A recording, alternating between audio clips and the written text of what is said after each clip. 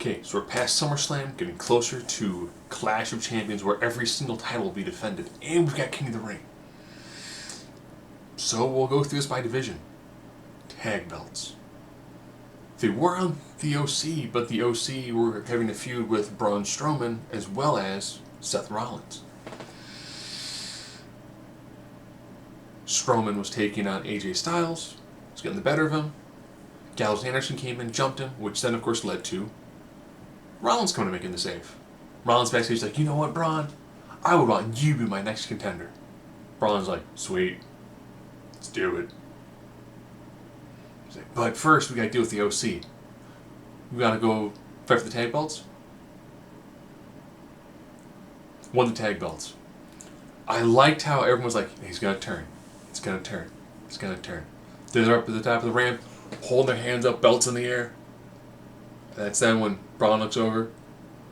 Both he and Seth hold the Universal title. I was like, yes. Unlikely partners becoming tag champs. So Heyman-esque. And it makes for a good story, too. You can have them be dominant tag team. They'll probably have a match next week where they'll do pretty well, has miscommunications, probably lose the titles the next night, the next week, and then they're feuding for the Universal title. Or maybe they extend it out all the way. And at Clash of Champions, Rollins and Strowman defend the tag belts against the OC. And then later that night, Rollins defends his title against Braun Strowman. Make for anything, does Strowman want to keep? Does he become a double champion? Or will he let Seth take the beating for it? It's great, it works well, it's super easy to work with. I like how it also dovetails into the Universal Championship. Now the SmackDown tag belts on the New Day. New Day having a feud with the Revival again, with the help of Randy Orton, who's feuding with Kofi over the World Heavyweight Championship. I like how you've got two feuds dealing with the tag belts that also deal with the main titles. I think it works pretty well. The Revival and Orton absolutely just decimate and dissect the New Day. I like them doing the vicious leg attack to Xavier Woods. Brings me back to when they broke Kofi's ankle, and then the Revival got injured and it stalled their push. Revival went on to have a match against the New Day. Oh wait, Xavier is injured. Kofi's dealing with other stuff. So we have machinery, and they got a victory. Not bad. Not bad at all. I like seeing Rollins attacking the OC, seeing Kofi sneak attack Randy Orton, beating him to Trouble in Paradise, beating down the Revival with a chair. I like this. This is good. I want my babyface champions to have a fun side, and then know when the fun is done and it's time to start whooping the crap out of people. It's good. And the weird thing is that takes care of 3 different championships. Technically 4. Because Braun Strowman and AJ Styles feuded over the US Championship. Okay? I'm fine with it. I like how they're doing all that because you have King of the Ring going on.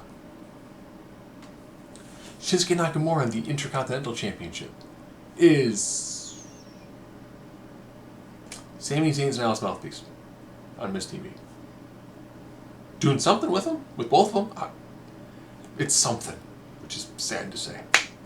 Women's division. With the tag belts. Cross Bliss, still retained. If you see things online, they actually have a tag team finisher where it's kind of like the reverse stunner neck breaker into the DDT. Doesn't look too bad. On a moment of bliss, they brought the Queen. Charlotte pointed to King Ring chair and she was like, that's more my style. Goaded Bayley into giving her a championship match. Because, why not? So Alexa Bliss and Nikki Cross, they defeated Fire and Desire in a match that was decent. Bayley's taking on Charlotte for the title. Decent. You get room to grow with this. And over on Raw, the King was going to interview Sasha, but then the Fiend's music hit. King went, I'd stand in this ring. Ran up the ramp, stood at the top, went, Okay, where's he at? And then, one of the few times Kevin Dunn just nails a camera angle. The head-on shot of the King looking at the ring going, he attacks the ring. I should be safe. Right behind him is the Fiend, takes out the Mandible Claw, crowd going nuts. Oh, Yowie Wowie chants. I was waiting for you to deserve a chance. But I was like, oh, wow, good. Using for those like cheap pop moments, and the crowd's like, I like the Fiend. I like the fact that he beats the people that I don't want to hear talk. This is nice. This is a nice thing we have here. Yowie Wowie. Yowie Wowie indeed. This is good. Of course, for the SummerSlam intro on YouTube, they removed all the severed heads. Didn't realize that SummerSlam was a TV-14 because of the Bray Wyatt severed head. Would be awesome as the WWE Immortals. That'd be a wicked thing to show. But I digress. So, I guess now we just have one other women's belt. Becky Lynch is probably going to defend against Sasha. Sasha's interview where she was like, my hair is awesome. Everyone's talking about my hair. With Cole being like, no one's talking about your hair. You attacked Natalya on the anniversary of her father's death. To your welcomes, and then dropped to and I was like heelish. Delusional heel. I still think that there's a lot, in NXT 2015, so 4 years ago when she had a really fantastic run in the company. I mean, that heel was really multifaceted. And I was fine with that. Becky cut a brilliant promo. Oh. Sasha Banks is the greatest to have never been great. You don't need to goad someone into greatness. Oh. She hasn't been relevant for a year. I made her relevant. I stoked that fire, and I'm like, oh, that's perfect. That's great. She's like, I want to take on the best of the best when they're at their best. Didn't feel it all contrived. There was nothing cheap about it. It just felt real. And I loved it. It was fantastic. Becky Lynch is amazing. As Seth Rollins said in his 24, it's like, she's one of the best talkers of this decade. I'd probably say, at this rate, she's probably the best female talker that we've had in quite some time. I mean, AJ Lee was very, very well. Was very, very fantastic. Great on the mic, too. But I'd say if Becky Lynch where she's at now, a whole different level. Whole different level. And then they had Natalya.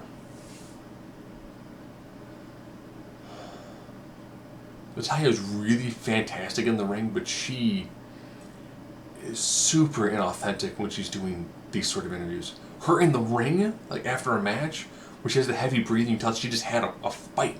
And then she does her bit so much better than when she's either dressed well or fully rested or the backstage. I don't know, it just doesn't click with her for whatever reason. Sorry. And then Sasha attacks her. Like, alright, that's fine. Natty, you can go to hell. Say hi to your dad. It's like, bringing up dead family members. The E's not very good at it, and all people are like, oh, it's a shocking line. Paige and Charlotte. Eddie Guerrero, Randy Orton. The Riot Squad and Natalya. CM Punk, Undertaker. Now, at least for CM Punk, Undertaker, it made sense because their feud was intense and it was a mind game. Their feud was already hot. Did it need it? Probably not really. But it added a different layer to it. Sasha's not feuding with Natalya. She's feuding with Becky. They put Natalya in for a triple threat. If it's a stopgap to get us to a Hell in a Cell between Becky and Sasha Banks, I'm okay with it. But Natalya's just going to do really great mat-based wrestling, which is good because you've got two people who can very well versus submissions. Make for a solid match. Just the build-up just seems odd. That, and we just finished having Natalya as kind of an unsympathetic babyface heel because we're in Toronto. So I don't think the crowd really cares about Natalya that much. Sorry. She hasn't been put in a spot where people are like, oh, I really am concerned about her character. Her as a person? Yes. Her as a character? Not as much. So, King of the Ring. We'll go with SmackDown first. Elias, Kevin Owens. Shane McMahon got involved and did his I'm going to screw over Kevin Owens bit. So Elias is moving on. Okay. The nice thing is that now you know that for the next couplet, the face is going to go on. Because we do heel faces. It's just, it makes tournament easier to do, makes the booking easier, and it makes everything flow nice and well. And then you had Andrade and Apollo Crews. Crews was fantastic in this, but this is Andrade's time. Andrade, Hamadiatique, gets the victory. Good, moving on. I was like, this is good. Some really good stuff here. So next week, we're going to have Gable Benjamin, which should be an absolute barn burner, and Mustafa Ali and Buddy Murphy, who tore it up to no end on 205 Live. That now means Buddy Murphy will have gone from a fantastic match with Roman Reigns, where he came out looking brilliant, to a victory over Daniel Bryan this week in a fantastic match, to putting on the match where it's like a glove in a hand. It fits so well. And people are going to go, that dude Buddy Murphy, he could be King of the Ring. Ali can take a loss. And then you can say, you know what? I got knocked down, but I'm getting back up. And I'm going to keep getting back up. And you can use that as the motivation. It still works with his mantras. So with his I am the light bit. It still works. And allows him to progress forward and go to something different. On the Raw side, Cesaro, Joe. Oh. So good to watch this. Even though you can tell that there are times when Joe isn't the Joe of a decade ago.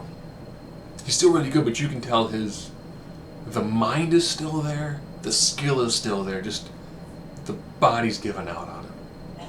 Which is sad, 'cause he's really good in that ring. But you can tell he can't go as long as he used to.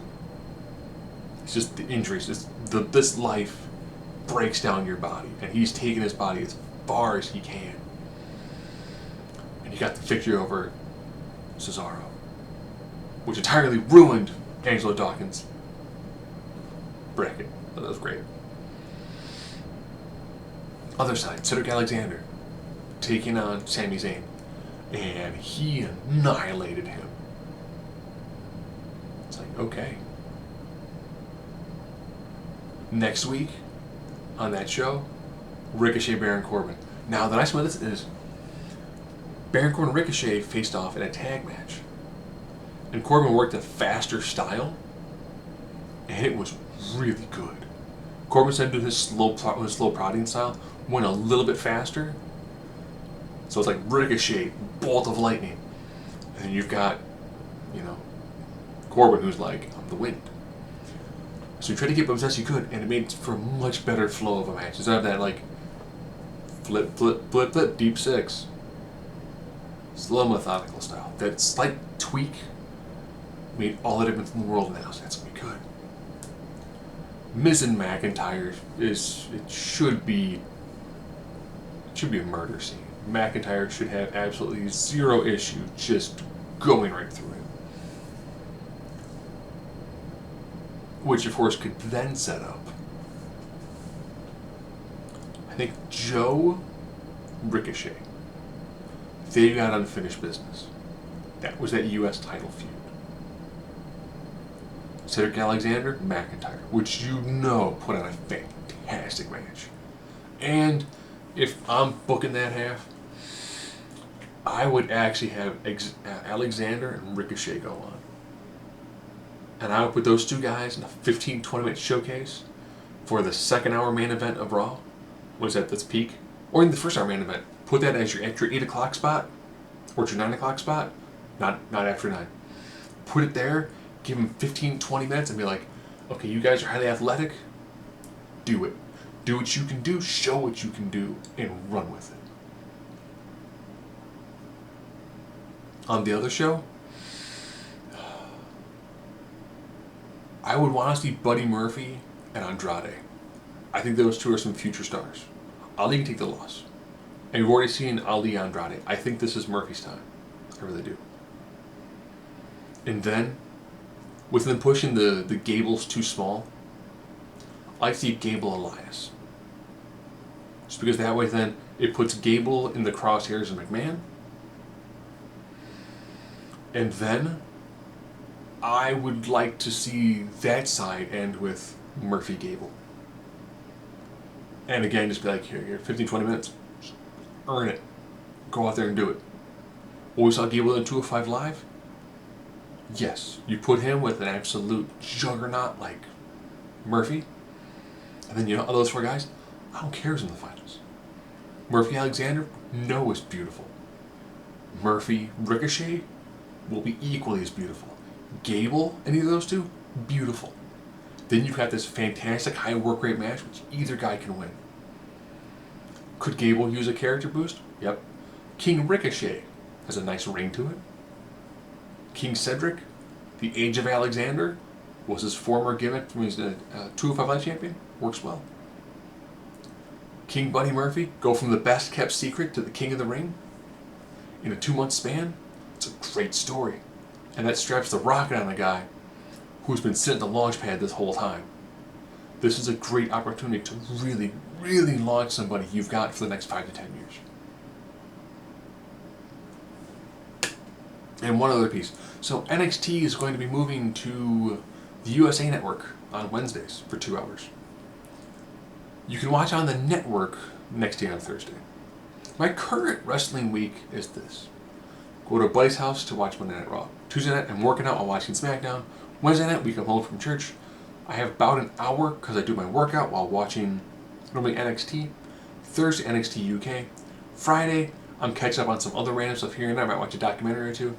Saturday, depending on what it is, there might be a takeover or something else for me to catch. And then on Sundays, I have pay-per-views. So, it'll now make it Monday. Actually, by the time October rolls around, it's Monday, Raw. Tuesday, nothing. Wednesday, well, either NXT or AEW. But I record other shows too. So I'm probably not going to record NXT. I don't need to. I can watch it Thursday. So I might record AEW. Try to watch some of that. So then Thursday will probably be NXT. Friday, maybe NXT UK. Unless I push NXT UK from its Thursday spot currently to Tuesday of the following week. I could probably do that. Make it work. Watch whatever I want to. It's just going to be hard. I dropped 205 Live after they pulled off Ali, Alexander, and Murphy. I tried some stuff here and there. Still really good. I have heard they're planning on cutting 205 Live, which, I'll be honest, take those guys, disperse them. The ones who can make it, make it. The ones who don't make it, you know what, cut them. If they're going to do NXT as its own third independent brand, you've got a big enough roster, you have an extra hour to fill.